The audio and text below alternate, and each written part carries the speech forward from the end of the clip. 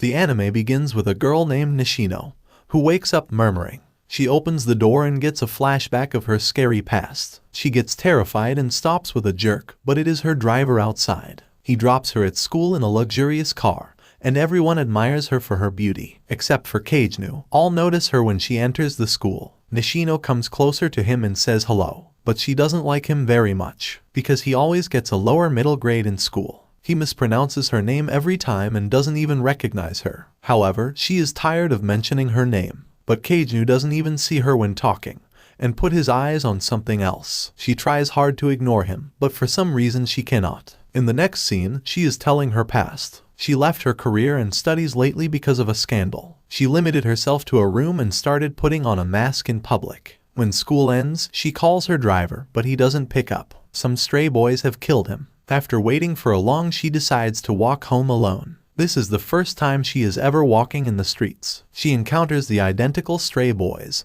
who abduct her in a dark street. They put her in chains to get money from her wealthy father. Keijnu sees all this from a distance, but he doesn't move ahead a bit to help her during the abduction. Nishino sees Keijnu standing at a distance until the last possible sight when she was given anesthesia. They put her in a dark room, and one of the kidnappers tries to kiss her and button down her clothes. It is also revealed that it is the second time she has been kidnapped. In the meantime, a boy in a fully covered green costume hits up through a glass ceiling and introduces himself as stylish thug slayer. He possesses remarkable marksman skills and knows all about fighting without making noise. The kidnappers get scared but still challenge him to fight. One is defeated in only one go, and the other seems challenging to handle. He is the ex-soldier, but the boy is very confident in his skills. He insults the soldier's poor skills and arrogant behavior. He aggressively tries to hit him, but the boy breaks his bones with a barrel and reveals his identity. He is one ski mask berserker, who walloped the biker gangs with one barrel. The soldier recognizes him. The boy strengthens his belief and hit him with the barrel. Also, he fails his attempts to hold a gun by throwing the barrel directly at his other arm. Both arms are broken, and then he hit him with multiple strikes in the abdomen and smashes his head. He is all covered. That's why Nishuni doesn't recognize him.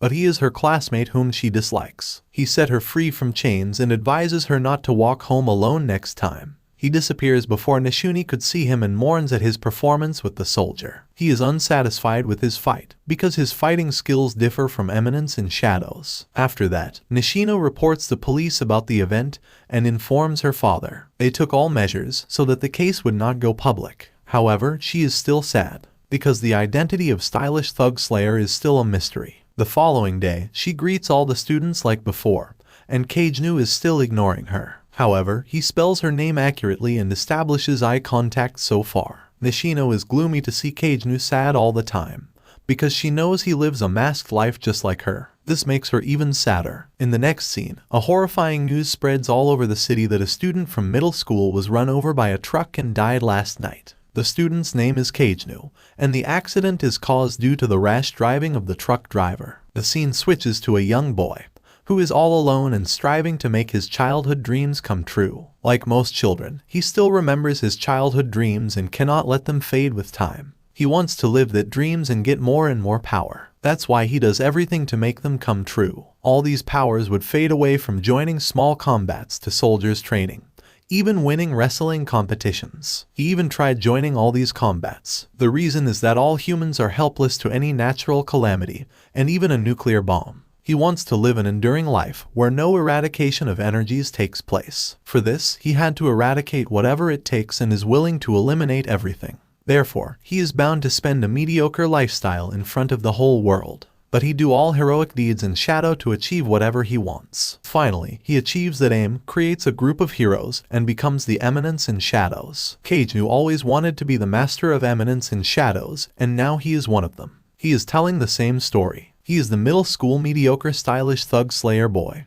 who died in a truck accident. And now, he is reborn as the son of Baron Keijnu. When he is reborn, his mother notices his delayed cry and wants him to cry. After hearing that he cries out that loud and everyone gets annoyed. They notice something strange in their newborn baby. He is born in a family where his elder sister is a pro in the combination of several martial arts skills. Since childhood, he is continuously learning these skills. For generations, this family has been practicing magic and pumping dark knights. They all have high hopes for Keganu, but he is always a mediocre and ordinary trainer of character A.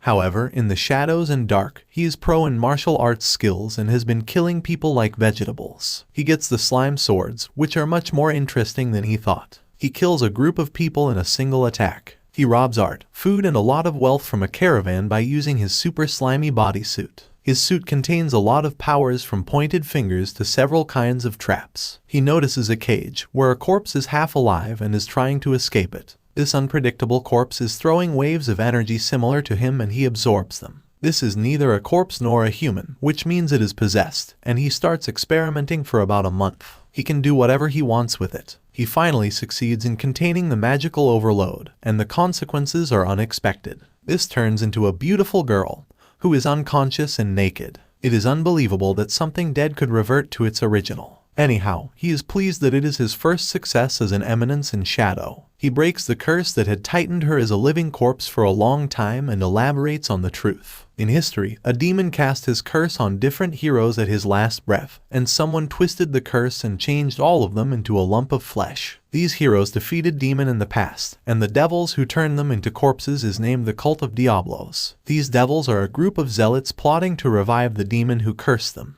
They never come in the daylight and do their acts only in the dark. The girl gets super aggressive and wants to take an act of revenge for her curse. Keiju is on the same mission to work in shadows, stop the devil's movements, and prevent them from reviving the devil. Keiju changes his name to Shadow and invites her to join his mission to kill the Cult of Diablos. The girl is named Alpha by him after joining the mission. Also, she lost everything since the cursed years, and now the only task of his life is to take revenge. She was bound to waste her future as a hideous beast. But Keiju saved her life, that's why she offers her life for him. Keiju offers her the powerful slimy suit and welcomes her to the team. The girl asks to find other descendants and revive their souls into original. She suggests to offer them to join the team and expand this organization to increase the winning chances. Hearing this, Keiju agrees. They names the team Shadow Garden. Besides creating the team, he is now turned 16 and practicing Dark Knight likewise. In the past few years, he has optimized all types of martial arts, but he can only use some of them here in practice with his older sister. He intentionally loses the practice all the time to give the impression of being a weaker one and restores his energies. His sister thinks that he never made progress during all these years. He is playing the background character, unideal to be ready for the day of the final battle. Today the farewell party of his sister is going to be held in the house and she leaves for it. She will attend the Midget Academy for Dark Knights in the royal capital, and the guests are there to congratulate her on this success. However, on the day of her departure, she goes missing from her room. Her parents freaks out to know that she got defeated by some scoundrel. Her mother orders everyone to find her. Keiju asks a member of his team to collect all members of Shadow Garden. They will all find his sister and collect details regarding the kidnapper. Somehow, the kidnapper could belong to the Cult of Diablos. His sister is perhaps one of the hero's descendants, and the devils don't want her to join the academy. They are determining the hideouts where they keep his sister, but Keiju already distinguishes it. He points out the place on the map, and there is a shadow hideout and nothing else. On the other hand, his sister is imprisoned and chained in a dark place. The kidnapper knows all about her family, and she mentions her brother. She says that even though her brother always loses the fight with her, but she still learned much from him instead of her father. He also mentions that when the curse possessed her, Keiju was the one who saved her from the possession and revived her soul. This confirms that she belongs to one of the heroes of descendants. The kidnapper is excited to see her brother and threatens to kill him. By listening to her brother's killing, she gets enraged and breaks the chains. She goes back to her home with slight injuries. While on the other hand, Keiju with his team reaches there and infuriates the kidnapper. A ferocious fight starts among them, and he gets poorly injured. After analyzing their strength, he engulfs a pill that gives him ultimate powers. He turns red and attacks them. But even this pill could not do much and he sneaks out with fear. On his way, Keiju is already waiting for him. He underestimates him by seeing him alone and starts showing his magical powers. But Keiju is a tough competitor and insults his magical powers, because his lunge is weak and he doesn't even know how to use these powers. He is teaching him lessons about using these powers in the best way, and meanwhile surviving his attacks. In lesson number 3, he attacks his stomach and tear up his body. Instead of being injured, the kidnapper changes into a more powerful being and turns his body into an animal. Still, Keijnu is not worried and faces this situation so intelligently that the kidnapper is defeated.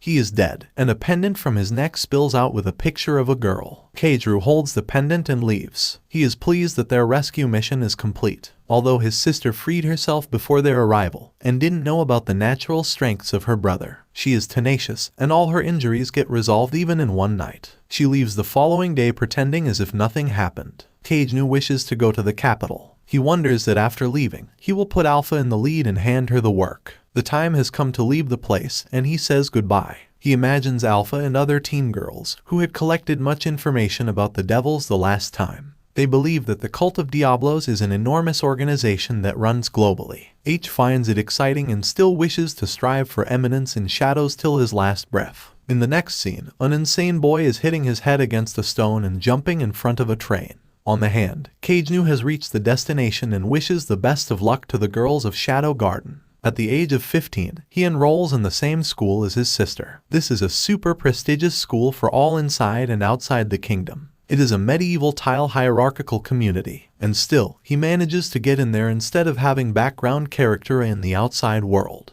He is now treated as a mediocre background character and placed lower in dorms and buses. This teases him, and he wishes to be in the upper dorms just like his sister. For this, he has to become champion at the Bush Inn Festival. They discuss a penalty for yesterday's test, which is to confess love to the most beautiful lady in the school. However, this never turns out to be beautiful, because he has to face the brutal rejection by her in front of the whole school. His mates expect to honor his said words and perform the penalty. He travels in a full-stuffed bus meant for the background characters, and spends most of the time with these losers. They reach the school, where a boy was proposing to the goddess of the campus. He gets insulted when she brutally rejects his proposal in front of the school. Indeed, she belongs to a political family and wants to marry a wealthy political boy after graduation. Keijnu's mates ask him not to lose hope after this incident. However, he is much more confident. He, with a shivering voice and in a super mediocre way, confesses her love for the same girl. He was sure he would get a horrible rejection, but her eyes widened when he hears yes from the most beautiful girl on campus. Everyone is amazed to see this miracle, how character is dating the goddess of the campus. Her name is Alexia. The boys are jealous, and the girls are amazed. Everyone is wondering how she can say yes to his proposal. Even he was also not expecting this. In the cafeteria, Keijnu's mates are discussing this super bizarre thing and mourning about losing their chance. Suddenly, she comes nearby and asks to join them. They are all jaw-dropping surprised and start stuttering. A gossip all over the atmosphere of the cafeteria arises as she is sitting in the lower nobility seats for the first time. The royal food is served, but she wants to try the ordinary one. Keijnu gulps all her royal food and enjoys it. She also wants to join Section 9, which is the lowest one in the school. Keijnu agrees and they both are in the same section now. The princess also makes him join the traditional Bushin Section 1, and the instructor welcomes him. They are excited to see his powers as a background character. He fights with the princess and analyzes that she has slow movements. She doesn't use magic and violates the basic rules of matching each other's powers in this practice. She later copies his stretches and doesn't review their strokes and counter-strikes. She is super plain, although her plainness is the result of so much effort, and she has practiced a lot to achieve this. She also mentions his sister, who is now one of the strongest warriors in the Drac Knights. After the fight, the princess hates his style as he is not doing but copying her. The instructor asks for her final decision about dating him. She agrees and the instructor laughs at that. She reveals that the instructor is the one who wants to get engaged to her, and she accepts Keijnu's proposal to avoid this engagement. Keijnu refuses to help her and wishes not to attract the whole school's attention.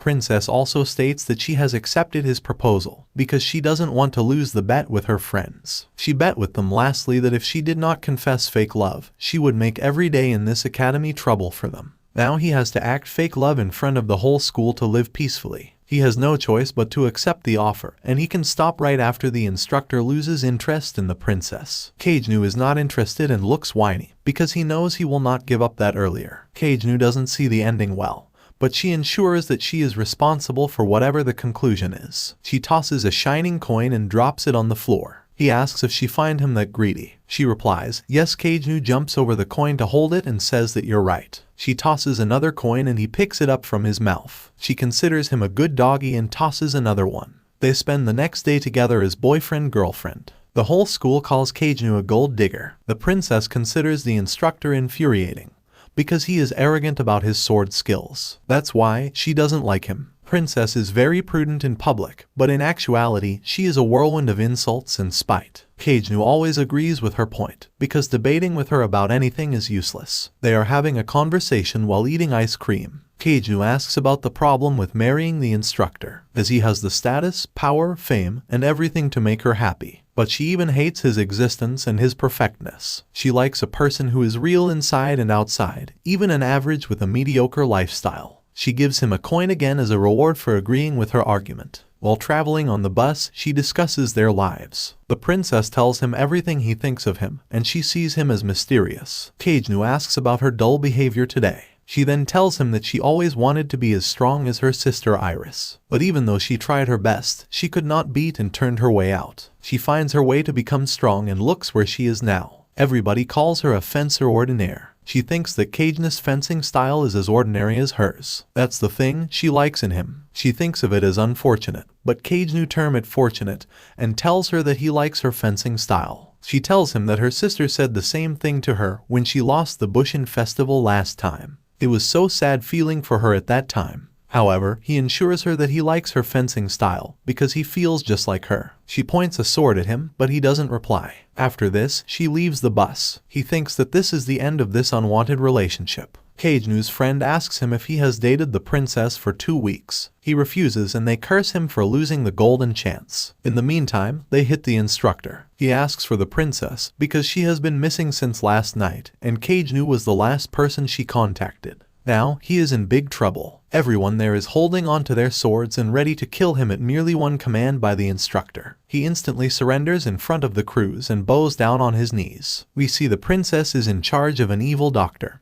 who calls its blood royal. A demonic creature with one bloody eye and a large hump is in chains nearby. The doctor comes nearby and takes out the blood of the princess. On the other hand, Keiju is tied with ropes and schoolboys are torturing him. They think that he has kidnapped the princess, so they are asking for her. But he knows nothing and says no to every asked question. They stab nails into his thighs, and he screams for his life. The doctor takes out the blood continuously, and suddenly becomes insane by remembering his devastating past. Some idiots ruined his laboratory, where his science experiment was about to complete. He turns crazy and starts hitting the nearby demonic creature. The princess is not scared but calm. She asks him to complete his odd experiment with her blood. The school authorities are anxiously investigating the kidnapping. They all think that Keiju is responsible for her kidnapping, because he was the last person seen with her. The authority is also a princess and she is Alexia's sister. Keiju's sister reaches there and asks for his brother. She wants to save him from those cruel schoolboys. Although Alexia and her sister used to be very friendly, but now they never talk to each other. She remembers their old memories. Keiju is set free because no allegations go against him. He meets a suspicious girl on the way home and she is Alpha. She is present at his apartment and already waiting for him with food.